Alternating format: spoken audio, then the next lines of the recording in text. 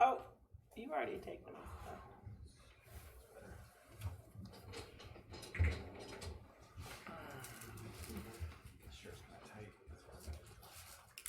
So then it probably felt tighter underneath the jacket. You know what I mean? That's,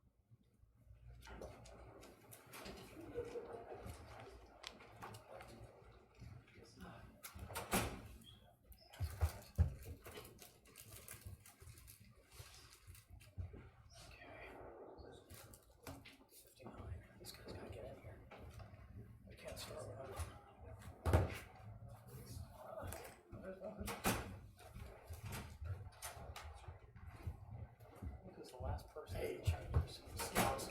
I had legitimate reasons, scouts. questions? Yeah. I was,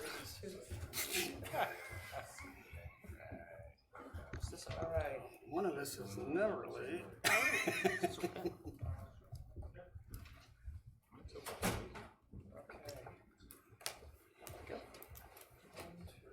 you see those cookies in your box? Yeah. I don't know. They were delicious though.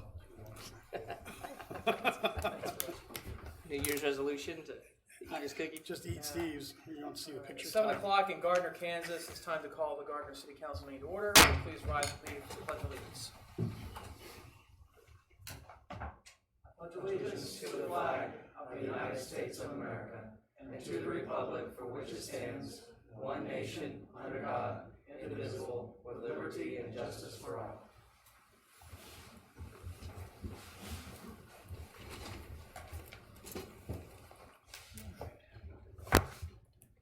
We have a couple of presentations this evening. We have a proclamation for the week of January 26th to February 2nd, 2020 as Buckle Up for Safety and Lives Week.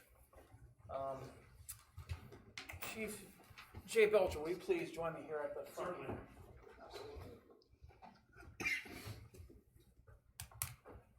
Okay. Very, very important that we buckle up for safety.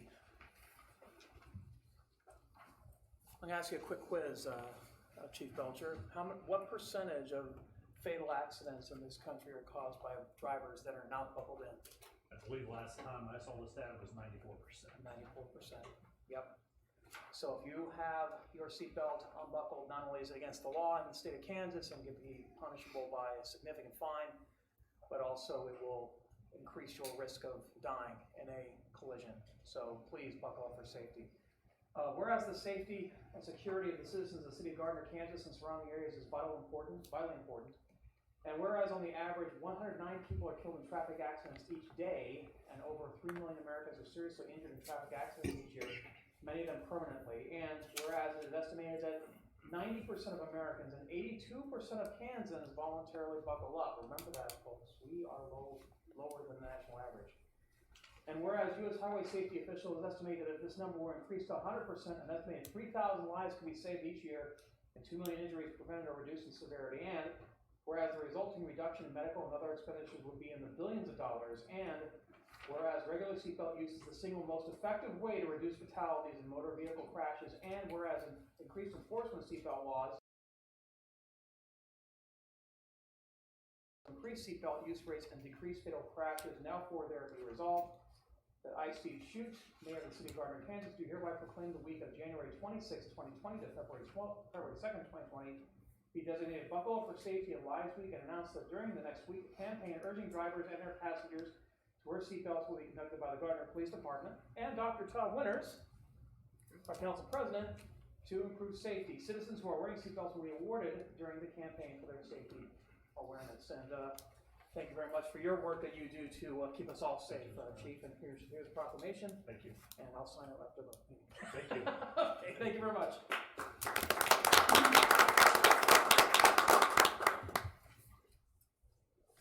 All right, next on the presentation agenda is a presentation from Greg Martinet and Matt Wolf on the annual agreement. What's this? You too, man. Matt's gonna do it? Yeah, for Great the is Southwest you. Johnson County Economic Development Corporation funding for 2020. President Martinet, good evening. Hi, good evening. Thanks for having me. Last time I was here, Rich was wearing a face mask and a hood over his head. Fun He looks night so that nice was. tonight. Are we all, are we, oh, Yes.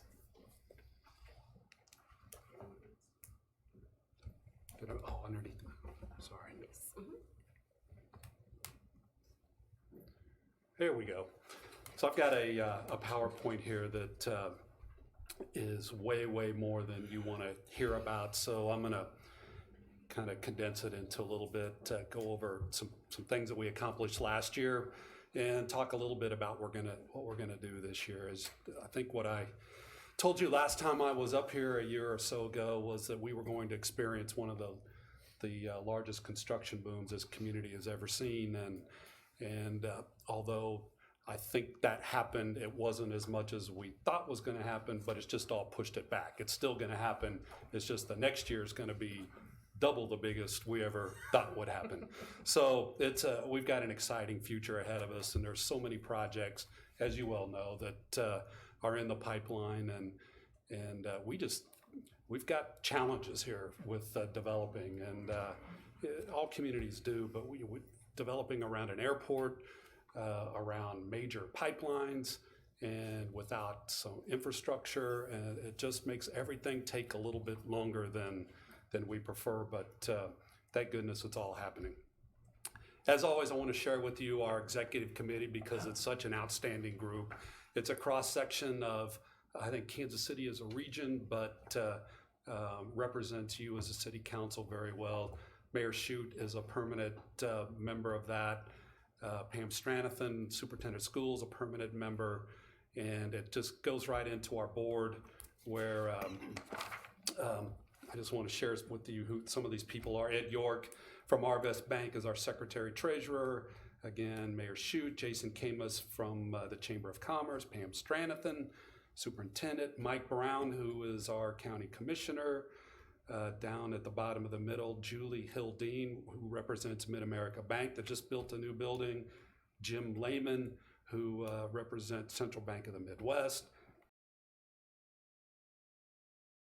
In town, Jim Pruding, our city administrator, and Todd Winters is appointed by the mayor to the board. So as you can see, the city is very well represented, our board of directors, and it's also just a great cross-section of business people and folks from around that are active in the construction and site location business around Kansas City.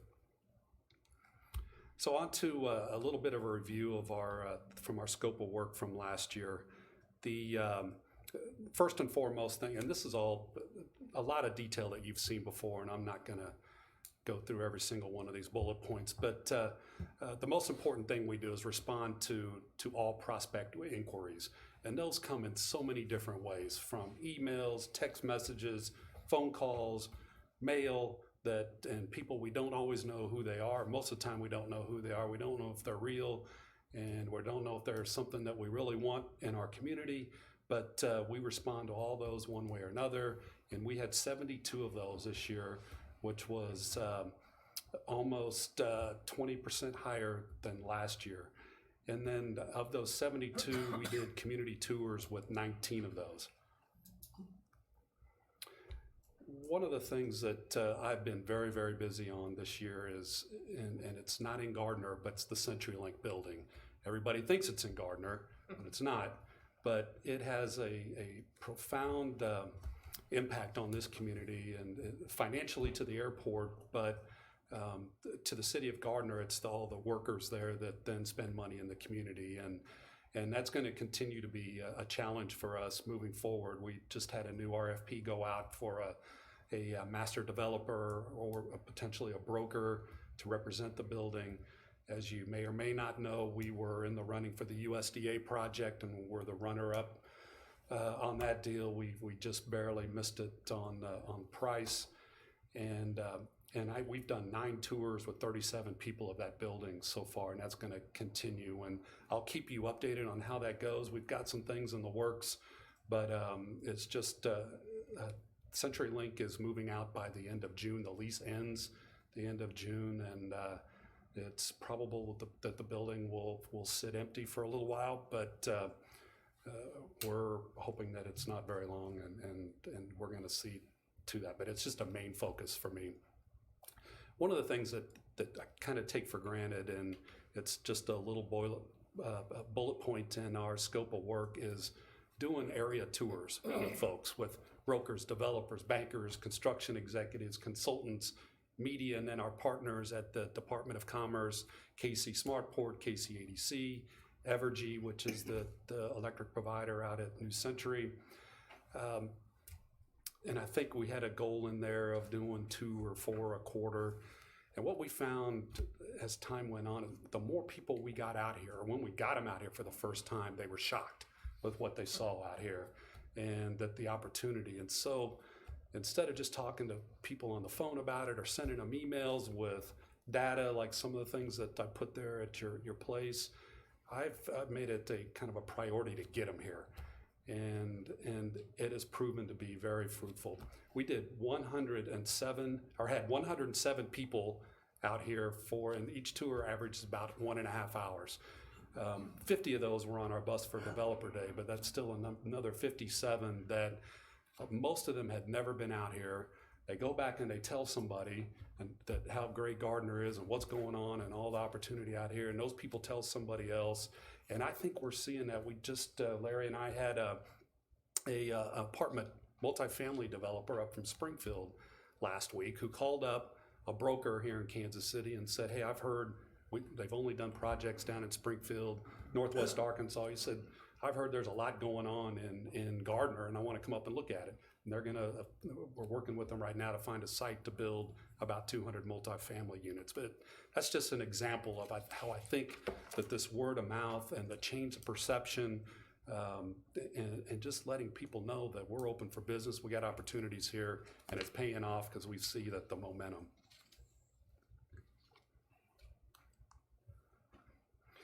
Data management, this is a lot of stuff here, but this was a big problem when I got here 4.5 years ago, is we didn't have a very good website. We didn't have our site and building database up to date, and it's something we've really worked on. And it's one of the reasons that I've been persistent over the last few years of trying to hire somebody to help do this, because it just takes time, and you've got to block out part of your day to keep this up to date and keep track of the people who represent properties, that it's still on the market. And that's one of the reasons I hired Shelley Castor, who's back here, and she's working with us. Most of you have had a chance to meet her. 18 hours a week.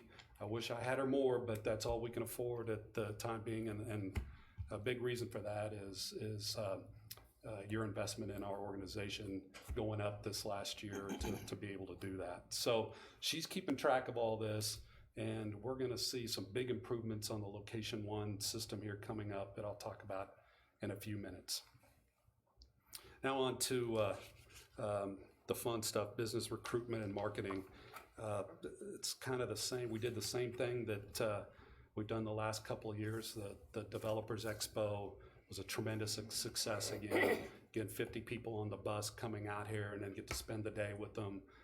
The mayor was involved again, and I'm pretty confident that one of the deals out at the Plaza South, a fast food place, that deal was started at Developers Day, and it's a very famous, very good fast food place that's going to be out there. So business happens with that. It's a kind of our signature event, and we're going to continue to do that.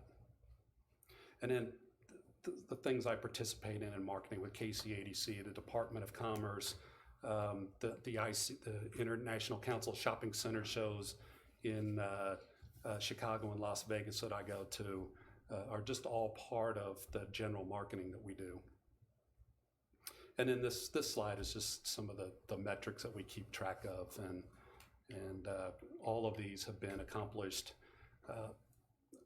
Down at L, apply for Evergy funds for pertinent economic development activities.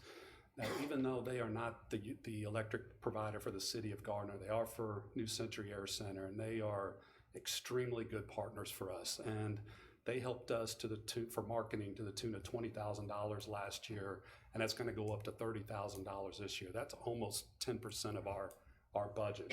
And what they'll help do is the aviation, the Aero Ready certification that we did, we'll talk about in a minute. They help pay for that. They're going to help pay for new drone videos, which will include part of Gardner. And one of the things that our executive committee asked me to do this year was to build in another $15,000 for external marketing. So that means I'm going to be out of the office more, and we had to find a way to pay for that. And Evergy's stepping up to help us do that. So they are a good partner for us at the EDC and for Gardner.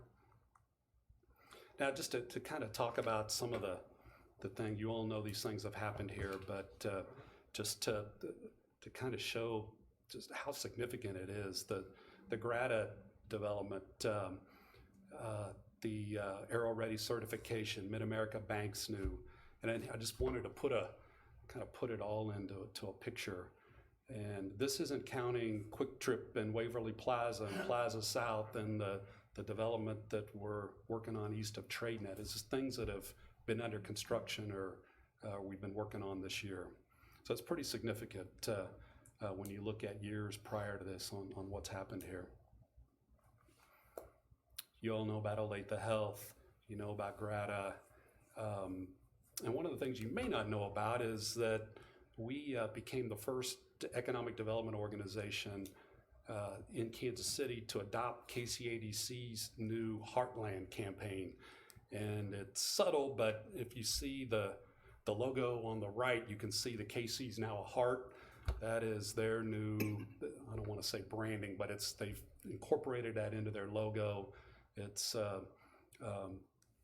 you'll see that everywhere now. It's usually red. We kept ours green, but we've now incorporated that, which shows how our partnership with KCADC, and we support them, and they are huge supporters of ours. And there she is again, Shelley. So one of the things that if I'm going to be out of the office more, which I should be, and doing the external marketing, it just was, with all that we have going on, we really had to have somebody there. Not only just being in the office, but helping with membership, a lot of the administrative things that are just so time consuming, and she's doing a great job, and I'm really glad that she's here, and we're going to try to find the money to not only keep her, but to increase her hours. I mentioned the Aero Ready certification. This is huge for us. We're the only community in Kansas and really in the Midwest that has this certification. We've already developed a lead from a company out in LA, and I'll be meeting with them next week while I'm at a big helicopter expo trade show, and we're going to be marketing to aviation-related companies, aerospace-related companies, real heavily over the next year. And the reason for that, number one, we have a lot of unused ground at the airport, and aerospace jobs pay about 3 times the average of a typical manufacturing job. And so it really helps us to diversify our workforce, the community out here. We've got a lot of logistics jobs that don't always pay so well, so we've got to counterbalance that with real good paying jobs, and so we're going after those. Now to talk a little bit about coming up this year. Again, the first and foremost is, we've got to stop everything we're doing to respond to our prospect inquiries, and the business retention expansion, Larry does a lot of that, Jason Camus does a lot of that, but we'll make calls to the larger companies and they are all invited to our Workforce Solutions Roundtable meetings, which we do at least twice a year to talk about labor issues and find ways to help them with the challenges of keeping their labor. I mentioned earlier on the data management that the Location One information system is key to what we do. Evergy, again, owns that system, supports us with that, but there's a whole new layer of technology that we're going to be adding this year, layers of utilities and demographics and different mapping technologies that are primarily helpful to the site location consultants that we deal with. But Shelley's going to take on that challenge and work closely with the people at Evergy to install that into our system. And by doing that, it also goes into your system. You get to those sites and buildings from the City of Gardner's website as well. And at the very bottom there, we will partner with Evergy on the new drone videos, which are critical for marketing.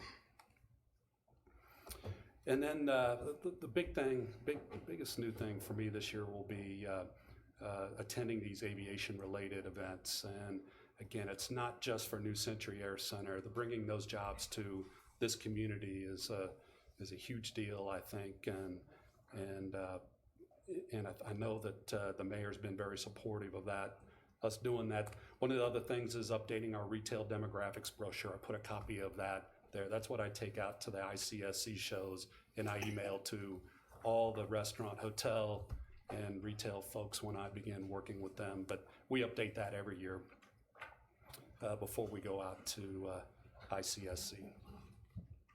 And here's on the metrics. Here are the shows that I'll be, and these are highlighted in yellow. These were what were recommended by the Next Move group in our Aero Ready certification.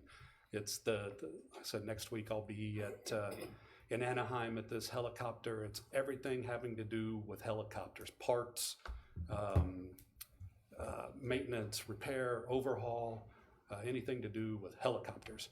And then there's a specific show just for maintenance, repair, and overhaul facilities in April in Dallas that I'll be going to, and then the National Business Aviation Expo in October I'll be attending with folks from the airport as well. One of the other things that we are going to do for the first time is an EDC happy hour. And we're modeling this after something that is done in Lee Summit. They do it every single month. And it's bringing together, we're going to do it at Austin's February 12th, 4:30 to 6:30. And you all are invited, and it's key to the success that you're there. And that the staff, that Larry and his staff are there. And so we'll be bringing in our membership. We'll be bringing in prospects. We already have at least one of the hotel developers will be there. Steve Corwin, who's working on a development by TradeNet, will be there. And so we're putting together people who have projects with staff, elected officials, and then our investors and potential investors to really show that we have a networking opportunity there for them, get to know people face to face, and at the end of the day, get deals done. So first one, and I hope you'll be seeing more about that. We'll send out an official invitation here if you haven't seen it, but it's a big deal, and they're really successful over there. I don't know how often we'll do it yet, probably quarterly, but I hope you'll be there, and it'll be worthwhile. The last thing I want to leave you with is an email that I got from Brian Johning. He's a vice president at Superior Bowen, which is a construction asphalt concrete firm, and it really, I think, is a synopsis of what's going on here in Gardner and why we should all be so proud of the elected officials, the staff, and the economic development group that we have here. Brian is active in a lot of groups throughout the region. I wanted him to be on our board to bring his experience and contacts to us. So I invited him to a board meeting back in April. And following the meeting, he sent me this email. He said, Greg, you have no idea how unique and refreshing it is to hear a mayor, city administrator, council, and economic development group all saying the same things in terms of being pro-development. Incredible. Greg, if you are indeed recommending my board level involvement next week at the annual meeting, I'm excited and thank you for the opportunity for Superior Bowen to be active in your organization. I mean, that sums it up, that I think, and that shows why we're having so much success and why that success is going to continue. And I'll open it up to questions. Any questions from the group? You've come a long way, Greg. Keep up the good work. Thank you. That was what I was gonna say. I don't think anybody's probably been harder on you than I have, especially that first time. Not you for a came up long here. time. Yeah, it's been a while, but I can tell you that I'm really pleased with the improvement that from where you started to where we're at now is night and day, and you and your team deserve a lot of credit for that. So, Thank you. Thanks, Rich. I'll personally. Actually, real quick, to increase your staffing, or your staffing hours. Yeah. What's your target, or what's your goal, or what's? Well, my goal is 60 hours a week, and I don't know. She's laughing. I don't know about Shelley's goal. she's laughing. No, we'd like to get her full time or as much as she'd like to, and so we're working that way. It may be next year before we can do it, but we already upped her. We were at 15 hours and got her up to 18 right away, and so Because that would seem like a small investment that might generate yeah, huge returns. Just getting you out and. can we use hotel guest tax for that? We already are. I mean, how much difference are we talking between getting her those extra hours? about another 20, I think. 1,000. If I might, we just Yes. got our first our distribution of basically fourth quarter's gas tax today, and it came in lower than expectations. So you might want to wait till the Wait budget till to we- discuss that. But that's We need to have some trend analysis Yeah, here right. for that. So, I appreciate that though, but it's, we're trying to balance. One of the things I didn't mention, we were up 30% on private investment this year, which is huge. And it's a time consuming thing we do, is trying to get new members, trying to keep members and tracking them. We can't turn their electricity off when they don't pay us, and sometimes they skip a year, and it's hard to budget like that. And she's really helped with that, but we got to keep it going. It's just we've just got to keep chasing. That's one of the things our happy hour will do. And if we're continue to be successful, that's going to bring in new dollars that are going to help us do that. And I assure you, it is important to me, because it's been a breath of fresh air having some help.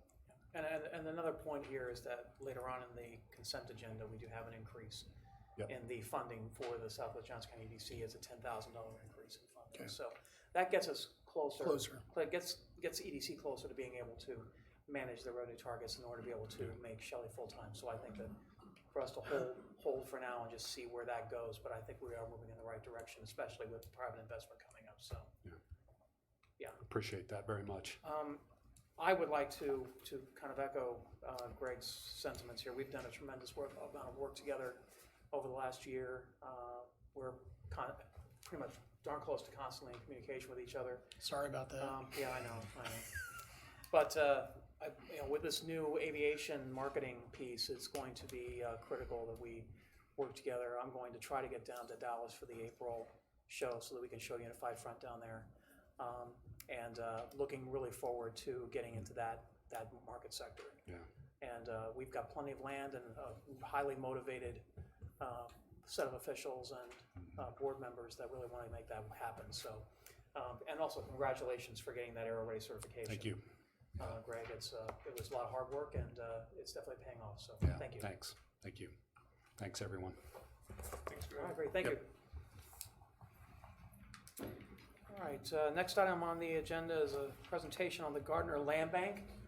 I believe this is required under state law. Is that correct, Matt? You're correct, Mayor. Yes. Thank you very much, Matt. As the mayor mentioned, the Gardner Land Bank is now required to provide an annual report every January to the governing body, accounting for all receipts, disbursements, and property transactions. The land bank currently has no properties, and there were no property transactions last year. The land bank did receive $5,000 in initial funding from the general fund. So far, no funds have been spent. The land bank's financial records will be audited as part of the city's 2019 audit. And as we move forward, the land bank becomes more active. Basically, the annual report will serve as an important way to promote transparency on the land bank's activities. Great. Thanks, Matt. The shortest presentation we'll ever make before the governing body. All right, any questions from the body? Probably none, right? Okay, great. Well then, having said that, we will move on to public comments. There are no hearings this evening. Members of the public are welcome to use this time to make comments about city matters or items on the agenda that are not part of a public hearing. If you wish to come forward to the podium, please remember a couple of things. First of all, we will be limited to 5 minutes per speaker. There's a clock over here on the left-hand side that will allow you to keep track of that. And the last part is no profanity, no personal attacks. And with that being said, if you wish to speak or address the council, please come forward, state your name and address for the record. But with that, the podium's open.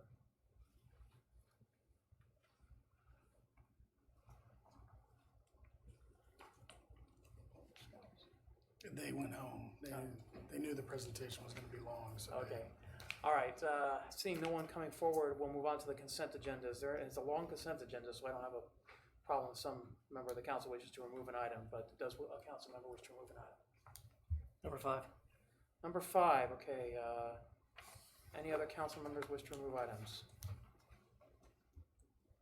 All right, with that, we'll entertain a motion on all consent agenda items other than number 5. So moved. Second. Motion, Winter, second, Baldwin, that we approve all consent agenda items other than consent agenda item 5. All in favor, please indicate by saying aye. Aye. Opposed? Any abstentions? Consent agenda passes other than consent agenda 5. Consent agenda item number 5, consider authorizing agreement with the Southwest Johnson County Economic Development Corporation. Mr. Baldwin, what's your question?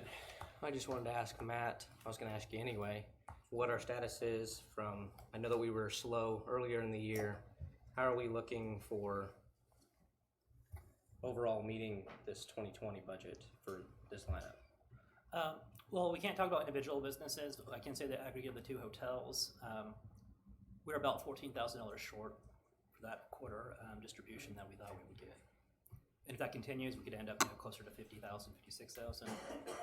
My recommendation is to wait the budget process and perhaps that second distribution to really kind of think about how do you want to address that situation. We have a couple of different options about areas you might be able to find some savings in. Okay. So Matt, just to clarify, you're saying wait on this consent agenda Oh, number no. 5? I'm saying like if you're wanting to make adjustments to the 2020 budget, Oh, okay, okay. because we have some new things, like the CBB has a large increase. We also have the economic development, like small business assistance program, which so far we haven't had any requests to my knowledge. So there's other savings we can, find. Okay, that's what I wanted to know. Thank you. Thank you. Great, thank you. Any other questions from any other member of the body? I'll entertain a motion on consent moved. agenda item number 5. Second. All right, we have a motion and a second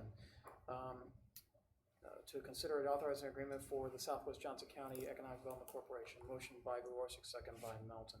All those in favor indicate by saying aye. Aye. Opposed? Any abstentions? Consent agenda number 5 passes.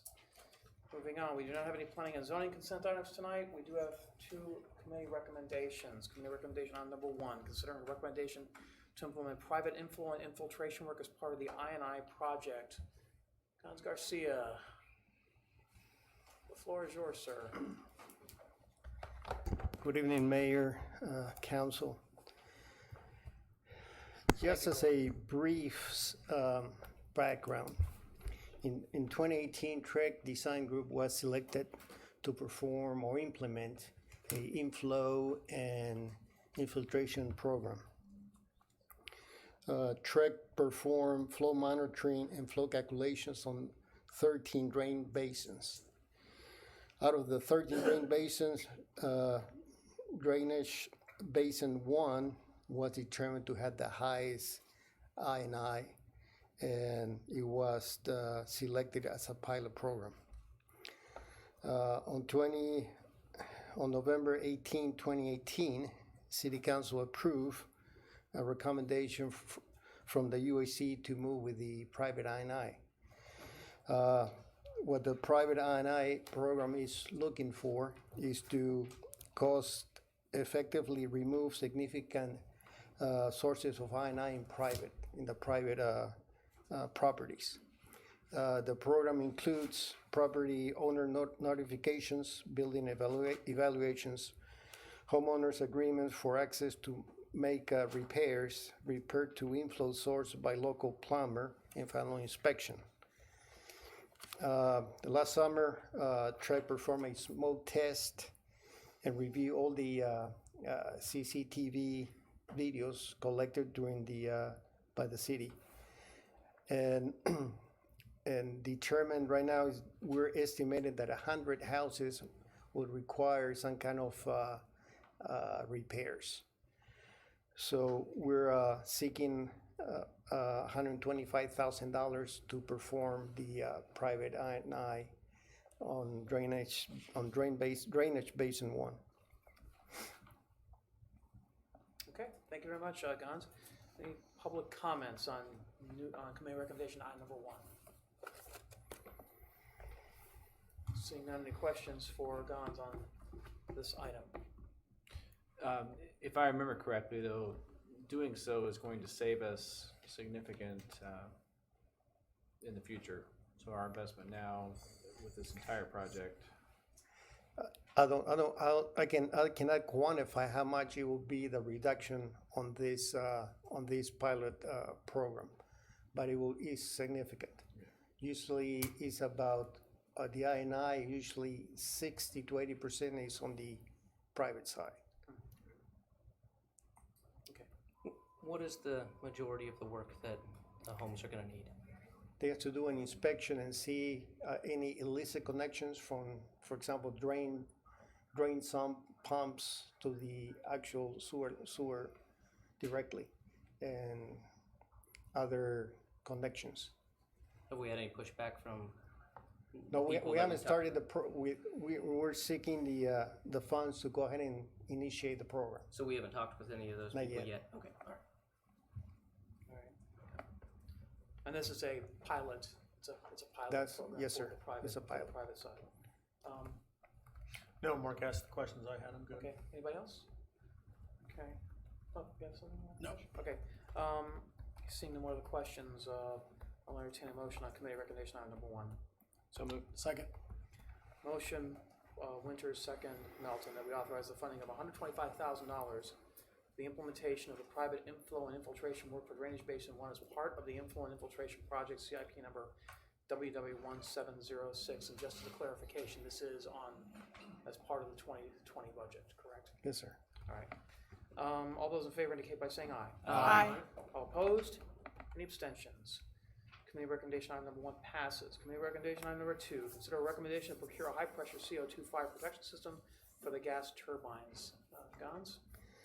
Yeah, in 1989, the city purchased 2 gas turbines, and having the gas turbines requires a fire suppression system.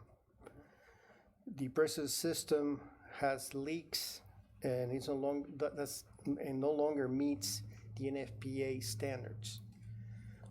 Since 2015, since I've been here, we spent over $33,000 chasing leaks, and the original we don't have the original manuals, nor drawings, nor schematics.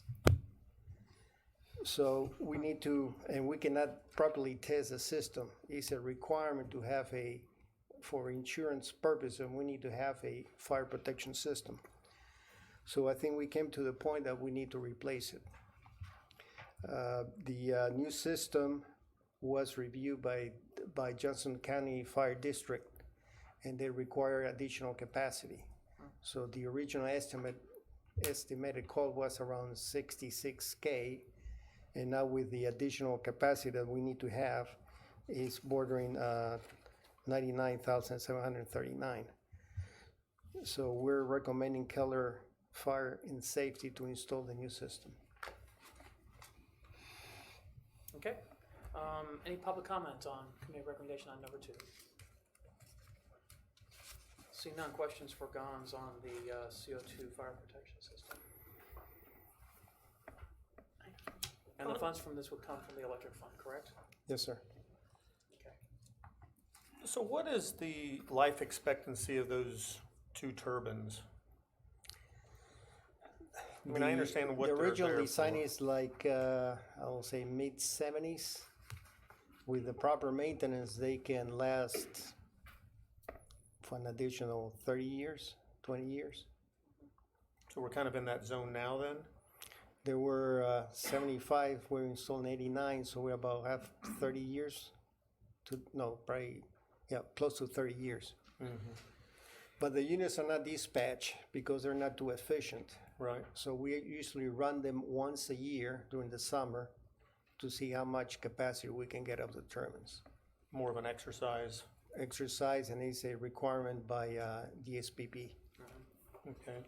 What about the other upkeep with respects to the circuit boards and all that jazz? I mean, the operational, the running part The of it. control system was replaced. The original control system was replaced back in early 2000s. Okay. The company that installed the system no longer supports the system. So we have a CIP for next year to replace the controls. Okay. Thank you, Gons. Great. Thanks. Anyone else? All right, seeing no one else, I will entertain a motion on the business, fire committee So recommendation moved. number 2. Second. Motion, Gregorczyk, second Melton, that we authorize city administrator to execute contract to install a high-pressure CO2 fire protection system with Keller Fire and Safety in the amount of $99,739. All those in favor indicate by saying aye. Aye. All opposed? Any abstention? Committee Thank you. recommendation item number 2 passes. Thank you very much, Gons, for that very comprehensive presentation. New business item number 1, consider authorizing the city administrator to enter an agreement with CBiz Benefits and Insurance Services for Employee Benefits Consulting Services. Alan, Good evening. So, if you recall last year, we received renewals from NPR, and those renewals were between 16.9% and almost 21%. So we suggested at that time that for the following year, we get bids from other insurance companies. To do that, it is best to obtain a broker, and I'll go over why that is during this presentation. So right now, the city utilizes Midwest Public Risk to provide health, dental, and vision insurance plans for our city employees. The actual cost for those are slightly over $1.6 million. For the 2019-2020 plan year, as I mentioned, we received substantial increases. And these increases were actually after a 1% discount because our experience was only 75%, which was very low. That 75% of the premiums we're paying. So others were over that, and that's what caused such a large increase. So to do due to the increases, we began analyzing possibilities for better control of future costs.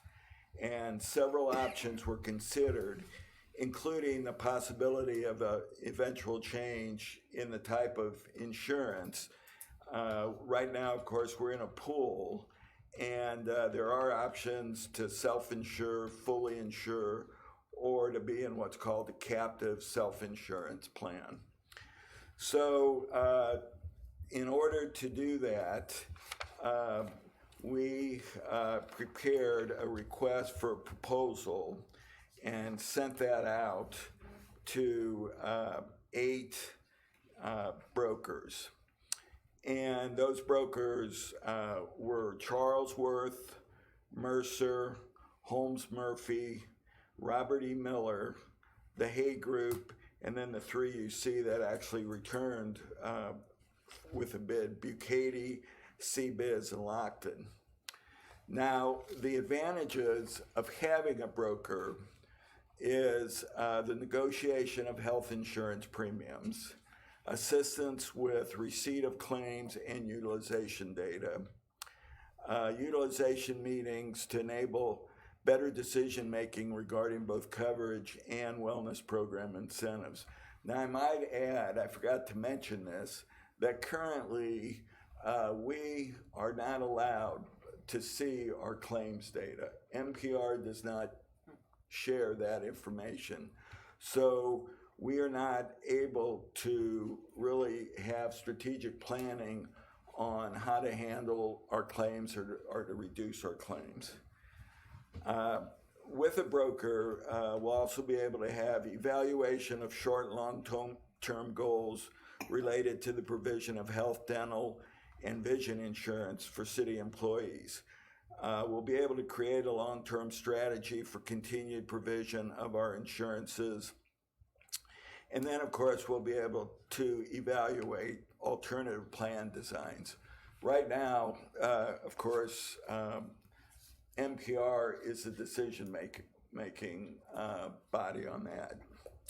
So we received 3 proposals, and the individuals who reviewed those were myself, Debbie Goodson, who's the payroll clerk, Shruti Nagaraju, who's human resource partner, Amy Nasta, Matt Wolf, Brian Johnston, who is an attorney with Jackson Lewis and does a lot of benefits work, and he was recommended by Ryan.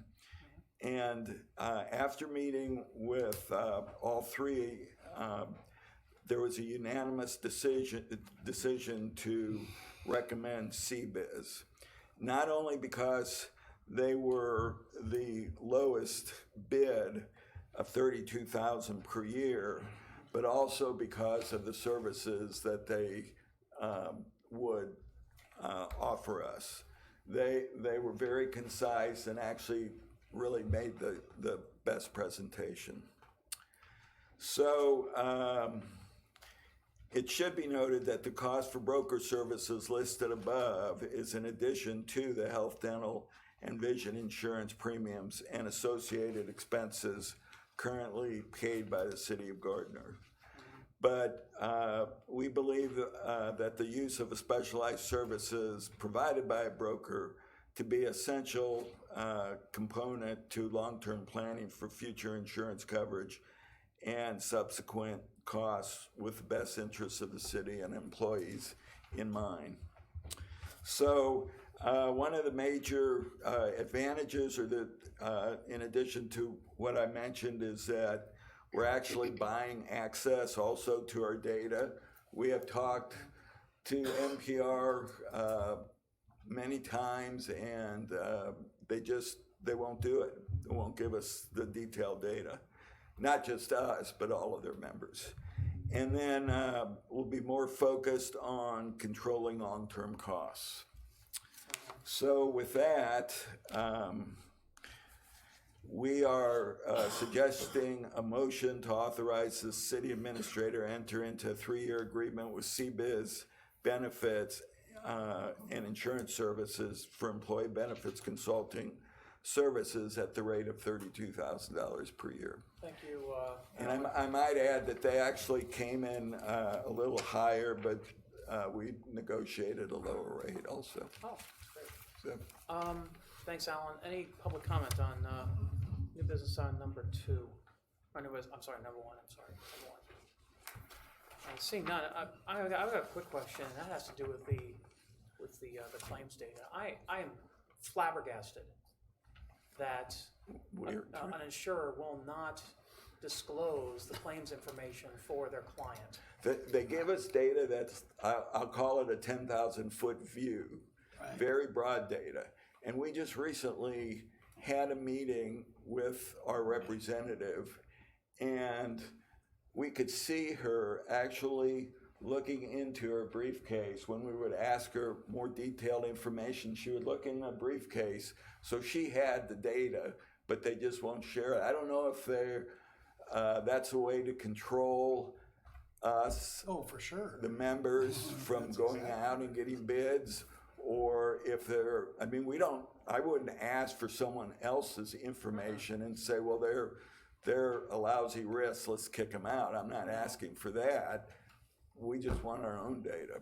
Now, what we're gonna have to do is to ask the employees to fill out a health questionnaire that'll be very private and will only go to the insurance companies. We in HR won't see it, so that we know what the health risks Well, are. they'll have to underwrite it, but Yeah. I've got a question for our city attorney.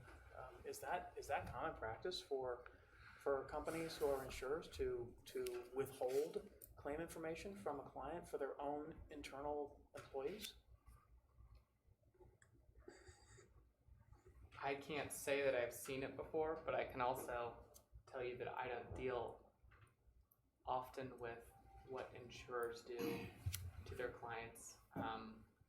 It'll vary by state. I mean, I know one issue, Midwest Public Risk does multiple states, and there might be some cross-jurisdictional issues with, in Missouri, there's different protections for an insurer and an insured relationship, and Kansas doesn't have. Well, and I might add that when you sign with them, now I didn't sign this part of it this year, but they actually asked you to sign an agreement that you know that you're not going to get your claims data.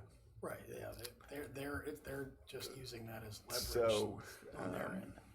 Yeah, but when you've got a 20% increase on average from year to year. But you can't find out why, right? Because they won't give you the information. And that's a problem. Right. So that's a bigger problem than having a 20% increase. No, to be right, honest with you. exactly, I agree 100%. I agree. So, If I called my insurance agent and said, why is my rates going up, and he can, well, I can't tell you. Yeah. Sorry. Sure. Any other questions from? Yeah, I do. So, Yes.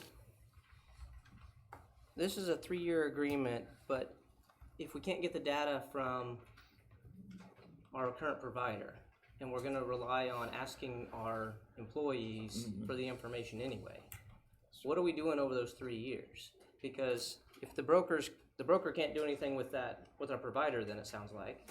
So what exactly are they bringing to the table for 3 years? I can understand a year where we're collecting data and maybe you want to evaluate it the second year, but are we planning on transitioning 100% by the 3rd year based off something that we see from a survey?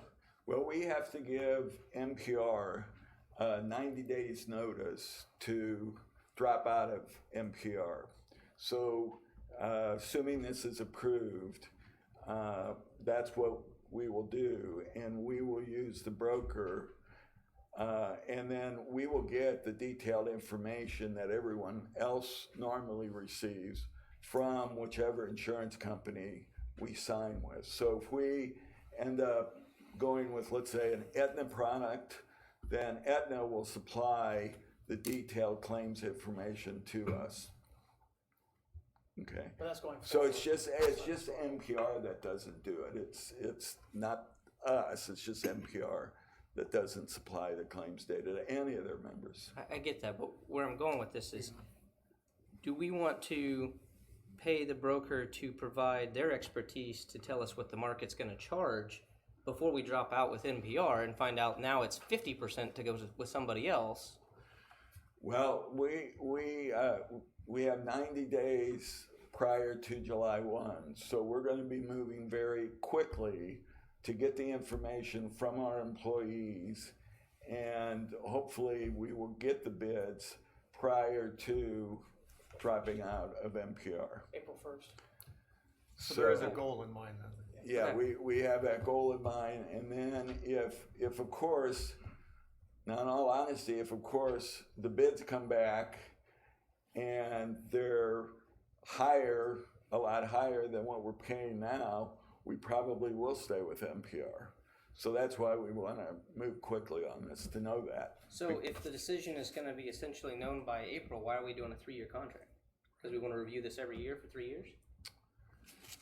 Well, we have to because the information, the contract with the insurance company is only going to be for 1 year. They won't do, so they're going to have to rebid it every year. Right, and what I'm seeing is possibly that this first year, we don't get all our ducks in a row in time, and we're stuck with NPR for another year. No, well, I'm not gonna say that won't happen, but we're gonna work and one of the beauties of CBiz is they've worked with other cities who have transitioned out of NPR, and so they know the urgency, and they have convinced the employees to fill that information out and submit it. I think I know what your concern is. You're concerned that we're gonna be still with NPR and be paying CBiz as well. Is that? Basically. Yeah, well, we hope not to do that. I mean, because the real benefit of the broker is to have an alternative, and if you aren't using said alternative, because either it's not advantageous or don't meet a deadline, then I guess, is there a way out of that contract, Yeah, that's what I was Alan? gonna ask. Is there a 90-day with CBiz? Yes, there is. okay. And the contract should be attached to the information that was sent to you, so. It looked like it was written by lawyers. I was kind of. One thing I I'm might sure want to it add to was. the conversation is, if we go out and we get bids and say they're all somewhat close, maybe NPR is slightly cheaper, it would be worth paying that premium to get more access to our data, so we are in a better position to Yeah, have absolutely. long-term cost savings. We're large enough now that I would envision us being self-insuring at some point. Well, that's one thing we That's a- consider as we build data over the next, probably 2 years, 3 years.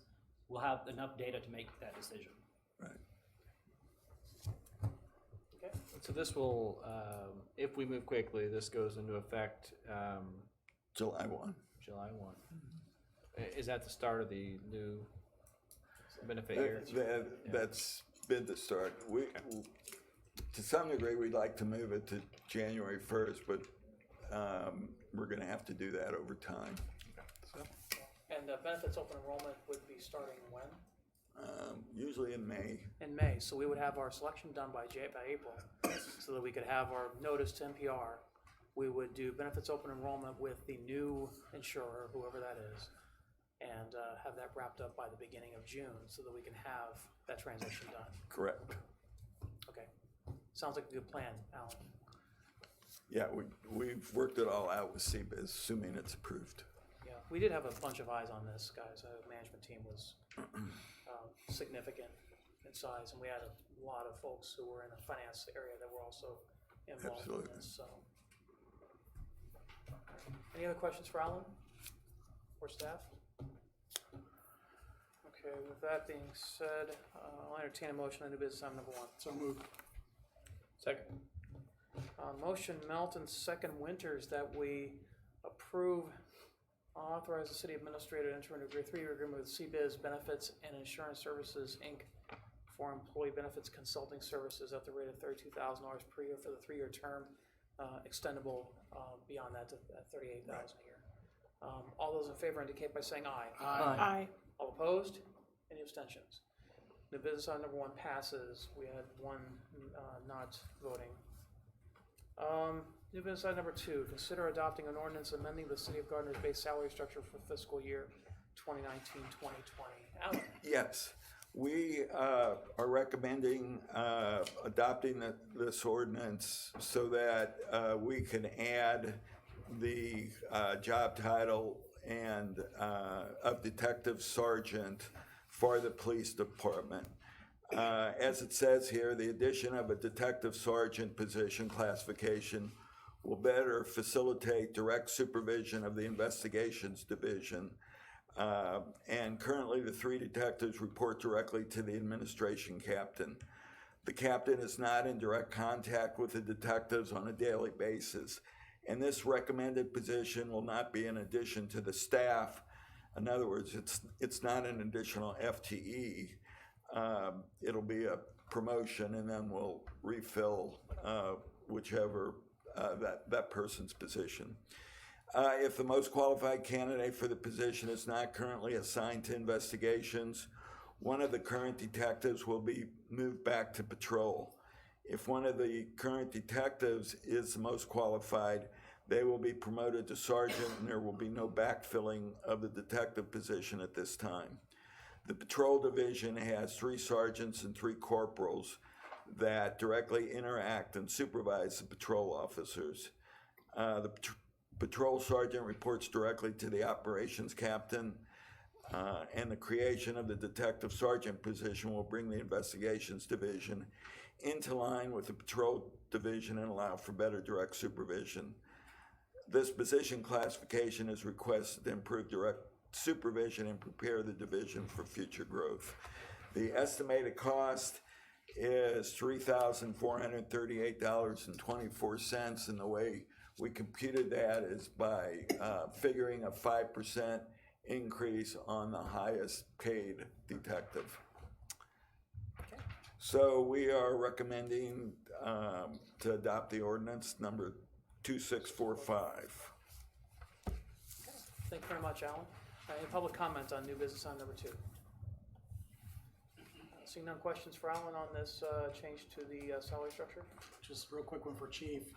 When are you gonna put this out, or the guys, do you have a process for who's gonna be that person? Yeah, as soon as it's approved, we'll get it out quickly, and we already have a process. We've been working, and we've changed some of our promotional processes. We've changed some of our transfer processes and how that all works. So it'll move pretty quickly once it's approved. Okay. Thanks, Chief. Thanks. Anyone else?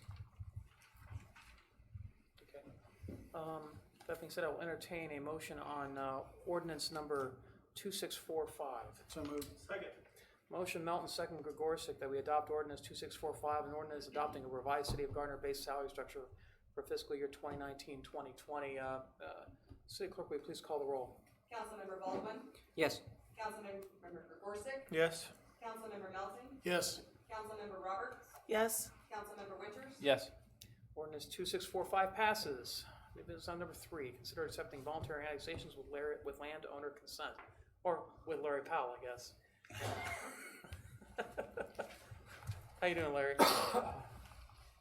Very well, Mayor, thank you.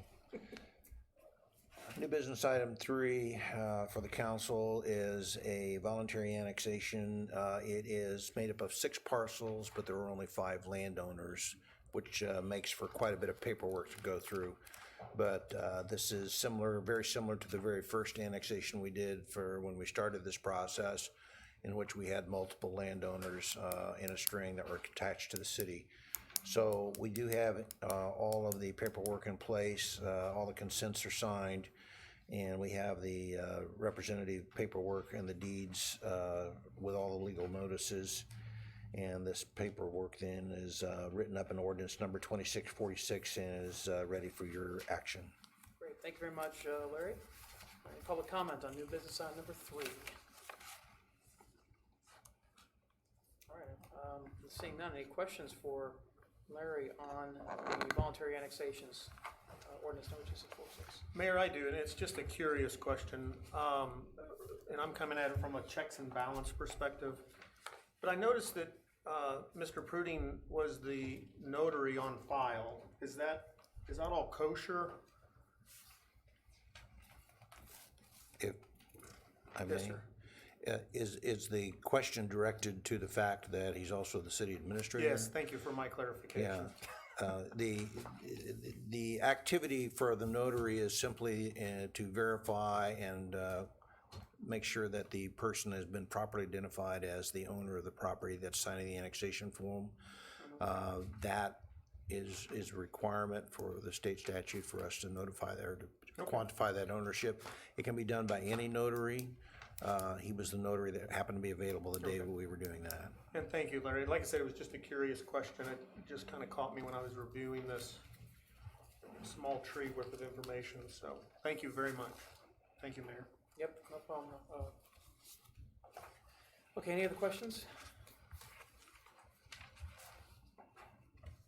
Okay, let's see, none, I'll entertain a motion on ordinance number 2646. So moved. Second. Motion Melton, second Gregorczyk, that we accept the voluntary consent and annexation agreements and consent annexation requests from the property owners identified within and adopt ordinance number 2646, an ordinance annexing land to the city of Gardner, Kansas. City Clerk, will you please call the roll? Councilmember Gregorczyk, Yes. Councilmember Melton, Yes. Councilmember Roberts, Yes. Councilmember Winters, Yes. Councilmember Baldwin, Yes. Ordinance number 2646 passes. New business item number 4, consider accepting a voluntary annexation with land order consent. Larry, you're up again. Thank you, Mayor. This is a standalone annexation. This is a piece of property that was passed by as we've done our annexations along 199th Street. This property owner just required a bit more time in order to review the process and to be comfortable with what was going on. They have since decided they do wish to participate in this process, and so they have signed those forms, and the paperwork is now before you as a single landowner, as a single property for you to take action on. Okay, great. Thank you very much, Larry. Any public comment on new business item number 4? Seeing none, any questions for Larry on what will be ordinance number 2647? And I'll entertain a motion on new business item number 4. So moved. Second. Motion Melton, second Baldwin, that we accept the voluntary consent annexation request of Susan J. Lowe and adopt ordinance number 2647, an ordinance annexing land into the city of Gardner, Kansas. City Clerk, will you please call the roll? Councilmember Melton. Yes. Councilmember Roberts. Yes. Councilmember Winters. Yes. Councilmember Baldwin. Yes. Councilmember Gorsick. Yes. Ordinance 2647 passes. New business item number 5, consider adopting an ordinance to condemn land for the location, laying out, construction, reconstruction, operation, use, maintenance, repair of a raw water line and improvements attendant thereto from Hillsdale Lakes to the city's Hillsdale Water Treatment Plant located within Miami County, Kansas, and directing the city attorney to institute eminent domain proceedings as provided by law to acquire the tracts and parcels of land as described. Gons, good evening. Good evening. Again. So making a brief recap. The Hillsdale expansion includes a 24-inch raw water line from the intake from Hillsdale Lake all the way to the treatment plant. We retain Burns McDonald to support us with the easement acquisition. So they started back in October engaging with the property owners. Today, after we had a lot of meetings, conversations, but to date, we do not have any agreement signed by the landowners. We met with them last Saturday. That was myself, CAS Contractors, which is the builder for the expansion, and his subcontractor, which is the company that's going to install a raw water line. So we met with 8 of the 10 property owners to explain the impact of the work and how that will impact the easements or their property. Last week we received a counter offer from one of the landowners, and we're evaluating that counter offer. But since we have not received any agreement signed, we staff and city attorney is recommending approving an ordinance so we can proceed with the eminent domain process. Great, thank you very much, Gons. Any public comment on new business item number 5?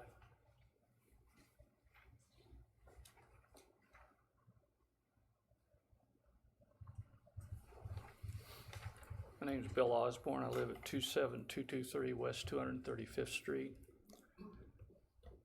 I came here intending not to say anything, and as I was sitting here, I couldn't help thinking back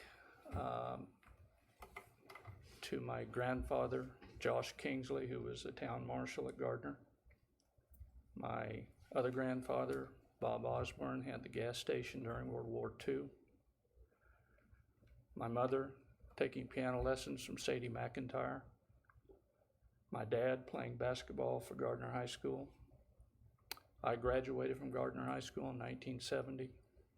Spent my entire life, called this my hometown.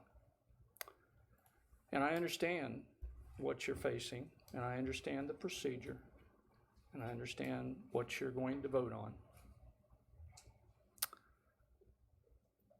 I just couldn't help but come up here and tell you that I never would have thought, after all those years and all my experience in this town, that I'd be standing before the City Council of Gardner, Kansas, facing condemnation of a portion of my land. That's all. Thank you. Thank you, Bill.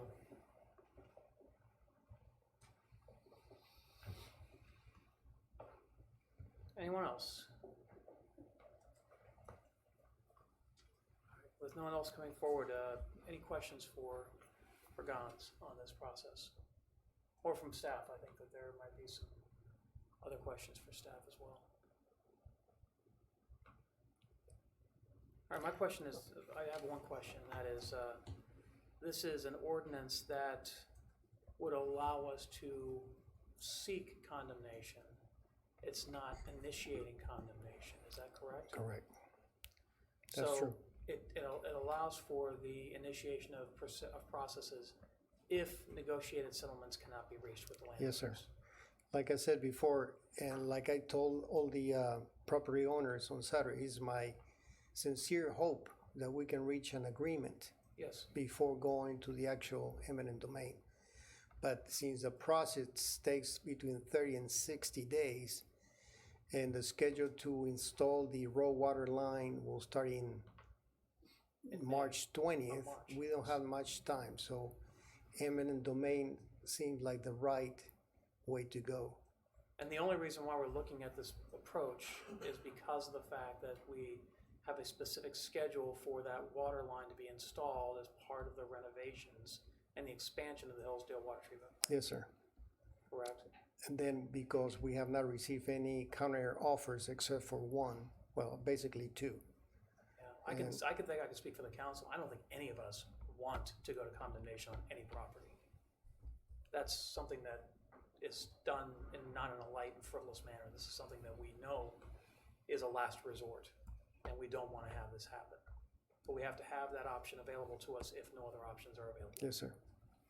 So Gons, what is, I know what the construction start time is, March 2020, but what is kind of reverse engineering? What is our last kind of drop dead, to get these landowners, to Bill's point,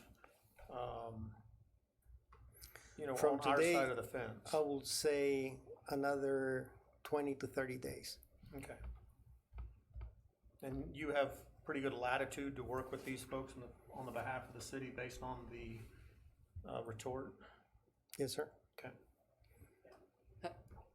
You've met with them. Is the issue lack of communication on somebody's part, or is this an issue of I've heard understanding? various explanations. The holidays was one. Then the raw water line alignment was not rightly described on the documentation. So we're doing all those corrections based on the input that we received on Saturday. And one of the reasons why we're having this problem right now is because when the original water lines were put in, they never even got an easement, did they? They just put them in. Let me say that we didn't have any easements on the Corps of Engineer. Yeah. But we had the easements on these property owners. Okay, well, that's good. But the problem we during the preliminary engineering, you do like a high level review of the documents, you use AIMS. Yes. During the final engineering, we have identified that the existing raw water line is not in the center, so it's kind of sideways, almost at the edge of the easement. So that's created some issues on trying to determine the best alignment for the new raw water line. But we're working directly with the property owners to identify the correct location and, the optimal amount of land that has to be acquired. Correct. During the initial conversation with them, we had Burns McDonough receive all their comments, and the original document was revised in several cases to accommodate their concerns. Okay. So we're doing everything we can with these landowners to try to get this done amicably. We're trying our best. Okay. All right. Any other questions from the group? Okay. With no other comments, I'll entertain a motion on ordinance 2648. So moved. Second. Motion Melton, second Baldwin, that we adopt ordinance number 2648, an ordinance condemning land for location, laying out, construction, reconstruction, operation, use, maintenance, repair of our water lines, and improvements attendant thereto from Hillsdale Lakes, the city's Hillsdale Water Treatment Plant located within Miami County, Kansas, and directing city attorney to institute eminent domain proceedings as provided by law to acquire tracts and parcels of land described in this ordinance. City Clerk, will you please call the roll? Councilmember Melton, Yes. Councilmember Roberts, Yes. Councilmember Winters, Yes. Councilmember Baldwin, Yes. Councilmember Reversing, Yes. Ordinance 2648 passes. Thank you. And please be assured that we will be doing everything we can to do this without eminent domain. Yeah, let's work hard with the others and see if we can get them to the table. Oh, I totally agree. agree. Yeah. All right, council, time for council updates. It's the time when council and staff are able to talk about items that are not on the agenda. Does staff have anything for council? I'm gonna start with our city attorney, who's stand-in. Do we have anything from Ryan today? I do not have any updates from Ryan Okay, or great. myself. Oh, that's fine. Finance Director Wolf. City staff has started the budgeting process, and we'll be working on that, the rest of the month and also February. We'll come back probably with at least PERP and CIP in March for council to discuss. Okay, great. Thank you. City Clerk. nothing for me. Chief Belcher. Nothing. Great. Gons, do you have anything else for us?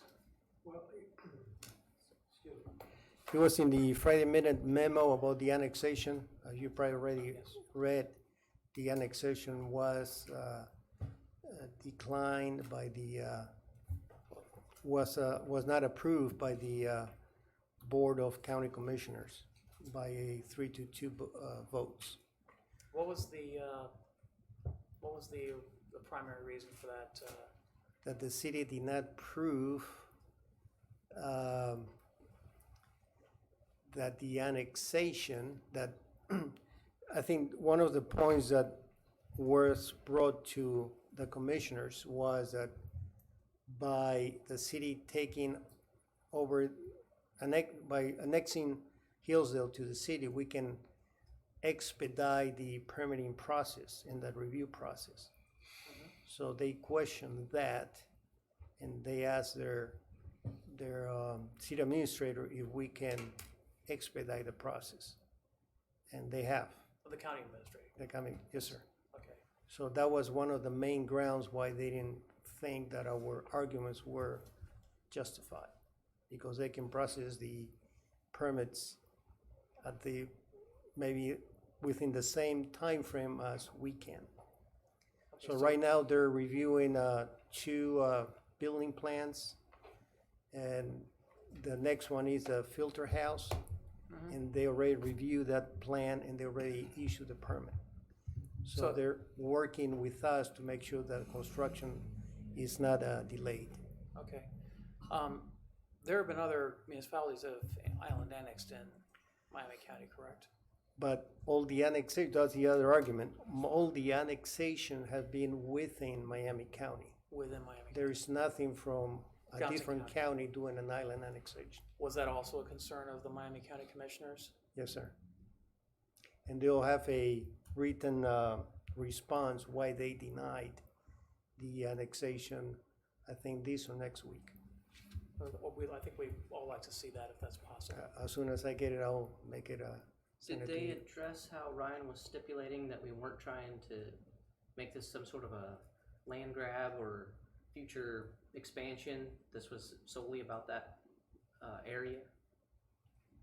Well, one of the concerns, what if we can annex a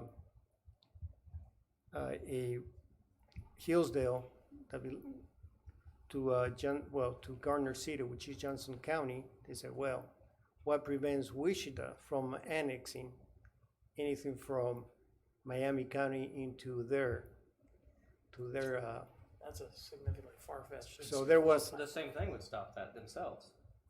So that was what they were saying. There's nothing that prevents other cities from doing the same thing. Okay. But the actual, during the hearing, there's, I think it's like 8 or 9 page document. And hopefully to have it soon so you can read it. That'd be Very great. Thank you. extensive. Thank you. Maybe we can get that installed or inserted in another Friday memo, maybe. Would love to be able to review that. Anything else, Guns? No, sir. Okay, great. Parks and Rec, we're getting close to spring. Doesn't feel like it yet. I know. So next month, early next month, we have a deadline for spring sports signups, correct? Yes, we have, got soccer rolling, baseball, softball, t-ball, seasonal applications. So they're all rolling in right now. Yep, and we do have seasonal employment applications. Are we still accepting those, or are we done accepting those for the? Up to February 1st. Up to February 1st. So if you want to be a seasonal employee of the City of Gardner, please come over to the window over here, pick up an app, or I believe there's also apps online on the website, correct? We're going 100% paperless this year. So Okay. it's all online. Oh, that's awesome. Yep. Thank you. All right, so get out there, get on the website, go and check out the employment opportunities. There's a lot of really neat opportunities to serve in those capacities. So, all right, thanks a lot. Appreciate it, Jason. Larry. Just a couple of quick thank yous. First of all, for appointing Casey and Eric to the Planning Commission. This keeps our Planning Commission at full strength, and we greatly appreciate that. They will be having their regular meeting next week. The standard time, so we will have a full group there. We will be meeting with them, doing a little bit of in-house conversation with them before that meeting, just to give them an overview of how the Planning Commission functions and their responsibilities, etc.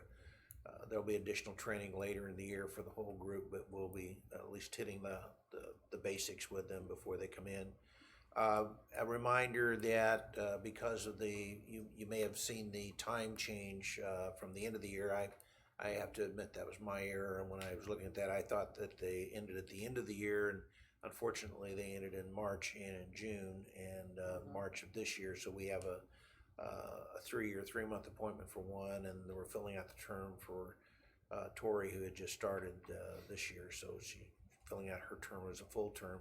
However, Scott goes off in March, and so we have asked if he's interested in continuing, and he's indicated he will be interested, and he will be sending an application if he's not already sent one in for that. So hopefully we can stay on board with that whole thing.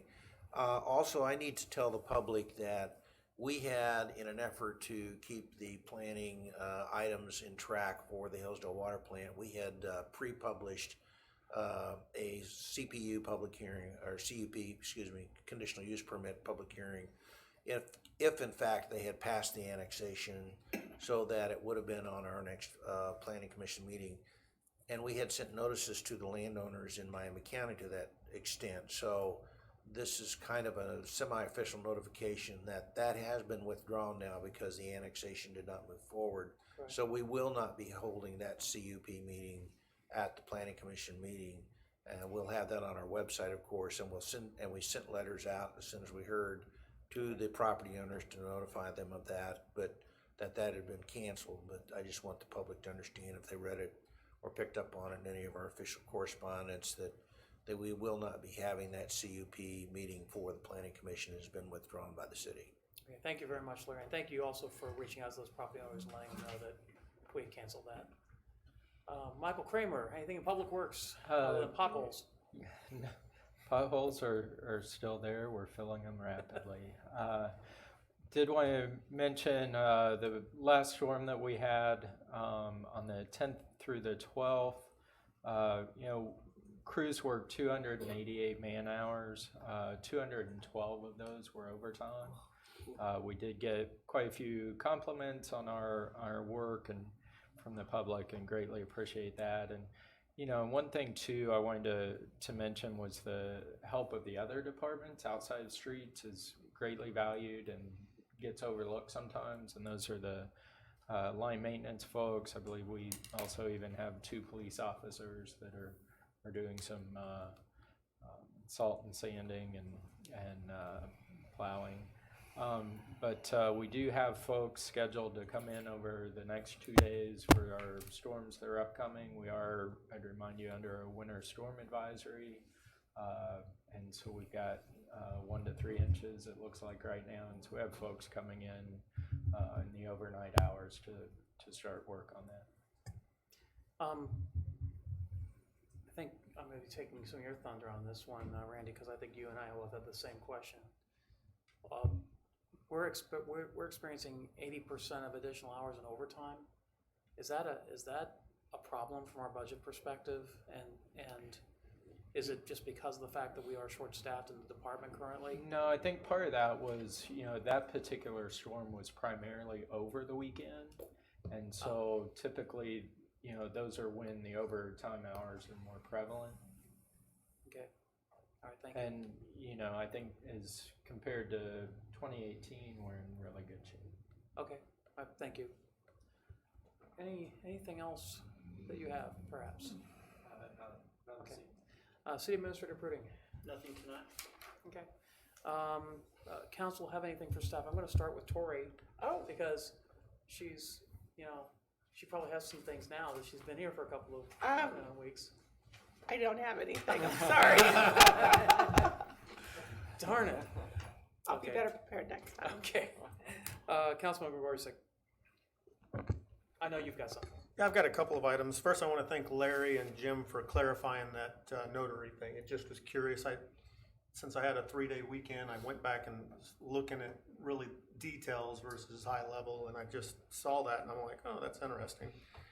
Second thing I want to say is thank you to Danica. My daughter and I came in to the Martin Luther King exhibit, and I think the public school did a good job of educating her on Martin Luther King Day, but coming in here to see it and explain it to her and interact with Danica, and really it's a what, not a who, but the what was amazing. I mean, we were able to really drill into it, and Emily asked some good questions, so it was just a really good dad-daughter opportunity thanks to the city of Gardner and Danica, so I wanted to say thanks. Chief Belcher and Mr. Pruding, for 199th Street, are we comfortable with coverage? And I think there was a news, I can't remember what channel it was, but there was a news. Yeah, it was 41. Yeah. So I just thought I'd follow up with that. Just make sure that we've got what we need and keeping an eye on that and writing some tickets and using our portable scales and maybe working with the sheriffs. Yeah, absolutely. We're out there quite often, to be honest with you, Councilman. So, we don't have any concerns with covering that road or having a presence out there from my perspective at all. I know that one of the people that lives out there got a ticket who annexed into the city and wasn't real happy about that. Yeah, and the media reached out to us, and we directed them to Edgerton and the county because it wasn't in Gardner. And it was at 207th and Gardner Road. Right, and their interest was in truck traffic. It was a truck driver involved, but it was a pedestrian accident. But they wanted to put the focus on us, and we redirected them to the appropriate. And that's the reason why I was asking about 199th specifically. Right. So making sure that we had our ducks in a row, and we appreciate the service by Gardner Police. That's all I had, Mayor. Thank you. No, thank you, Randy. Yeah, just to clarify, that wasn't an article that was. It was started because of not necessarily a report, but a comment by someone about the accident that was picked up by KCHB, and they were the ones that did the story on television.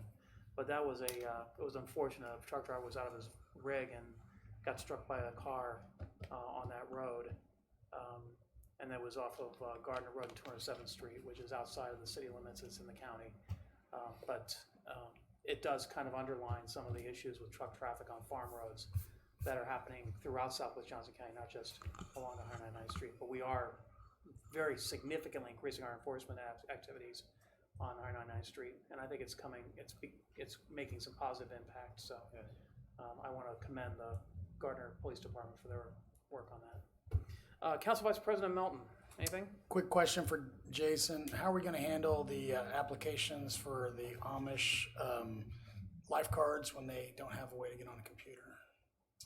I'm teasing. I don't have anything.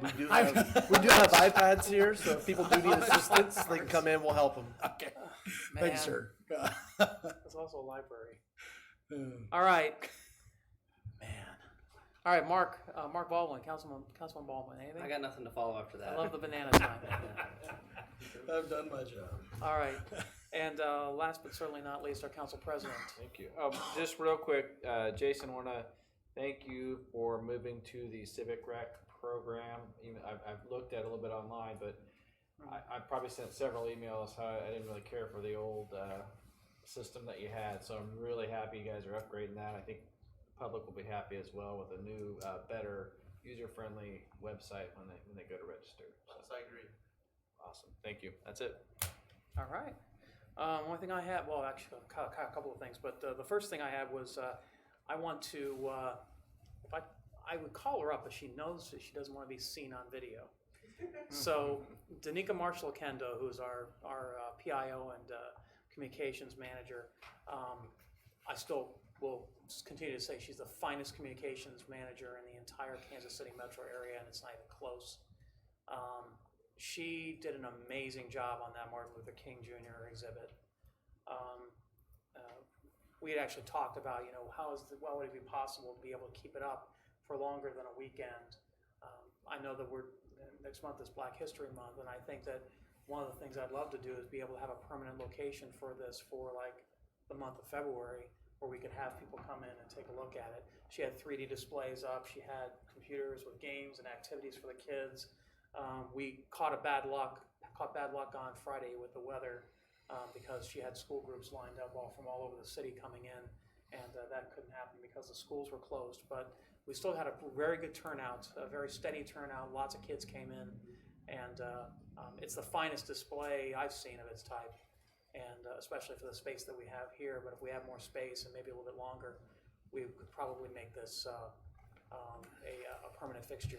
Speaking of, we put that in the Justice Center, and yeah, that's what I was going to suggest. Well, we'd have to talk about the community room of the Justice Center. I know it's being used quite a bit, but we might be able to find a place for it someplace where is there a window we can?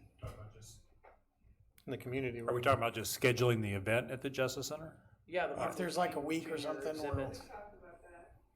yeah, we can work with Danica. We can figure something out. That's not a problem We'd love at all. to have it up for more than just Friday and Monday. Yeah, because that work that was done for that is something that needs to be celebrated. It needs to be seen by a lot more people.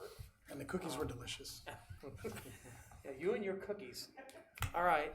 Anyway, so I wanted to thank you. I wanted to call you out directly and thank you.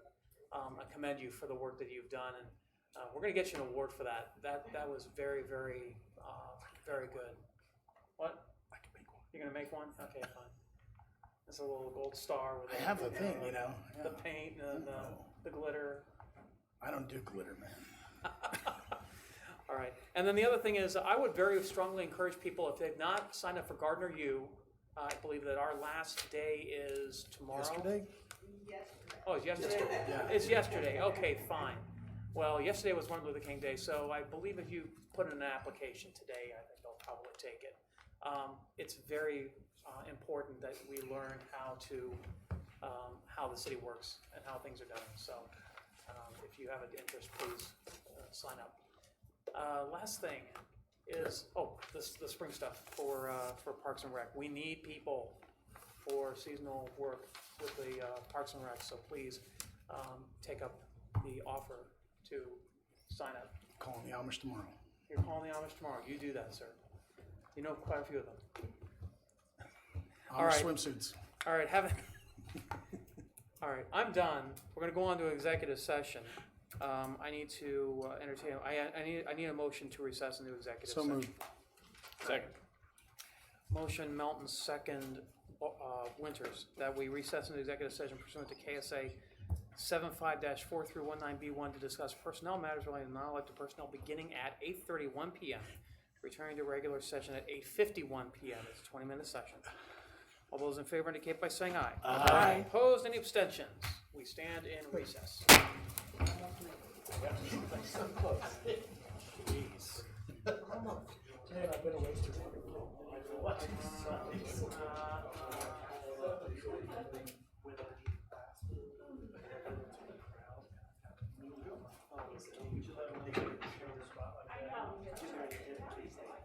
Said we can always.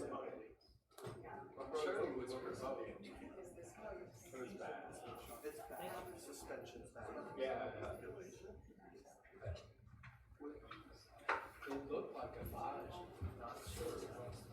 I'll tell you who it is.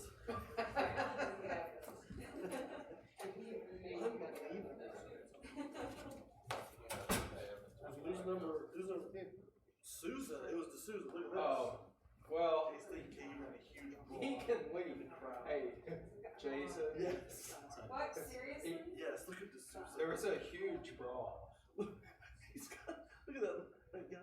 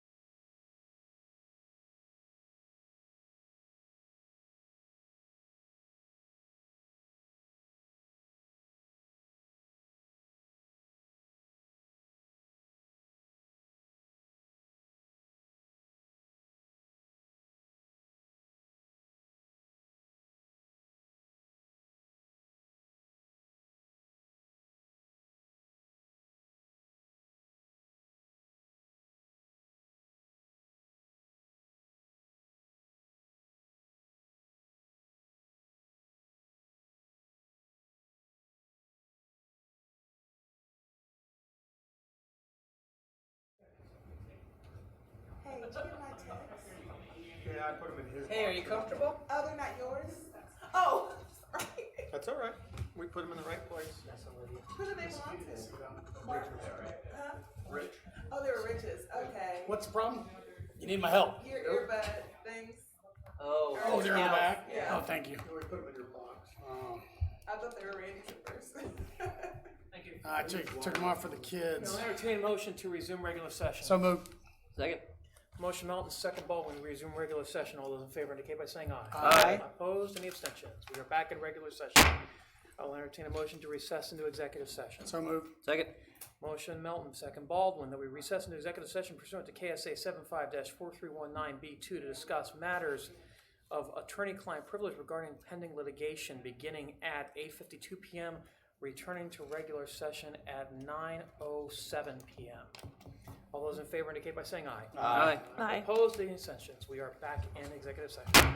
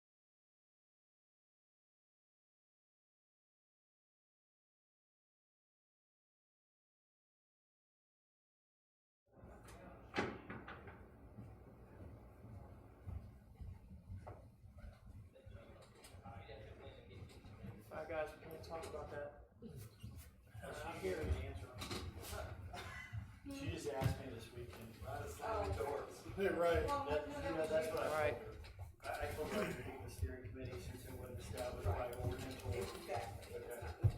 Okay.